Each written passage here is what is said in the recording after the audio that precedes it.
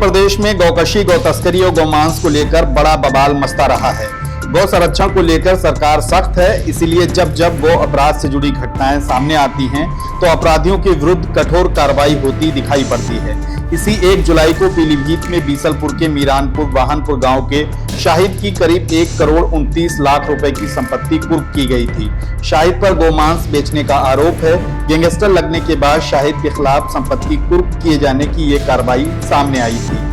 दिनांक 24/6/2024 के आधार पर धारा 2/3 गैंगस्टर एक्ट थाना बीसलपुर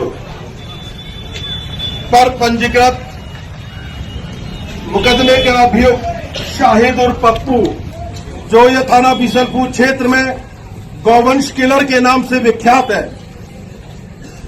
इसकी ये संपत्ति का अनुमान लगाते हुए जिला मजिस्ट्रेट महोदय द्वारा इसकी टोटल संपत्ति को कुर्क कर दिया गया है। इतनी सख्त कार्रवाई होने के बाद भी रुहेलखंड में गौकशी की घटनाएं पुलिस प्रशासन के लिए चुनौती का सबब बनी है। अब बरेली से गौकशी की एक ऐसी घटना सामने आई है जिसमें शामिल 3 आरोपियों के नाम सुनकर हर कोई दंग है। गुरुवार को बरेली पुलिस ने बहेड़ी क्षेत्र में एक मुठभेड़ के दौरान गौकशी के आरोपी यासीन, ताहिर और चांद बाबू को गिरफ्तार किया। यासीन और ताहिर के पैर में गोली लगी है। चांद बाबू ने पूछताछ में गौवध में शामिल अपने गिरोह के सदस्यों के जो नाम बताए हैं उसमें शरीफ नगर गांव के रविंद्र सिंह, प्रताप सिंह और सत्येंद्र शामिल हैं। मतलब सत्येंद्र, प्रताप और रविंद्र ये तीनों गौकशी के गिरोह का हिस्सा हैं और एक साथ मिलकर गौवध की घटनाओं को अंजाम दिया करते थे। दरअसल शरीफ नगर के जंगल में इसी 16 जुलाई को गौवध की एक घटना सामने आई थी जिस पर हंगामा मच गया। सावन की शुरुआत से पहले गौवध की घटना ने स्थानीय पुलिस के होश उड़ा दिए।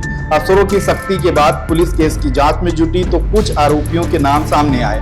पुलिस उनकी धरपकड़ के लिए दबिश दे रही थी कि इसी बीच बुधवार और गुरुवार की दरमियानी रात को गौकशी के आरोपियों से पुलिस का मुचैटा हो गया, जहां मुठभेड़ में 3 आरोपी पकड़ लिए गए हैं। लेकिन पुलिस उस वक्त हैरान रह गई जब पकड़े गए एक आरोपी चांद बाबू ने गौकशी के गिरोह में शामिल आरोपियों के नाम बताए।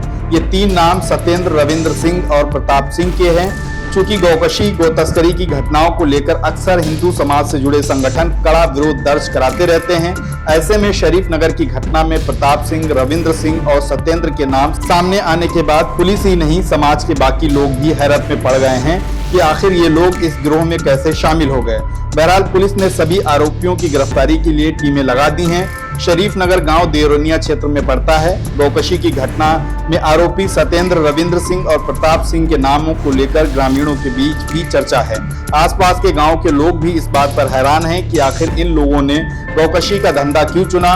तब जब इस तरह की घटनाओं पर प्रभावी रोक लगाने को लेकर सरकार से लेकर समाज तक सबके सब गंभीर हैं। गाहे बगाहे जहां से भी ऐसी घटनाएं सामने आती हैं तो इसका कड़ा विरोध दर्ज किया जाता है।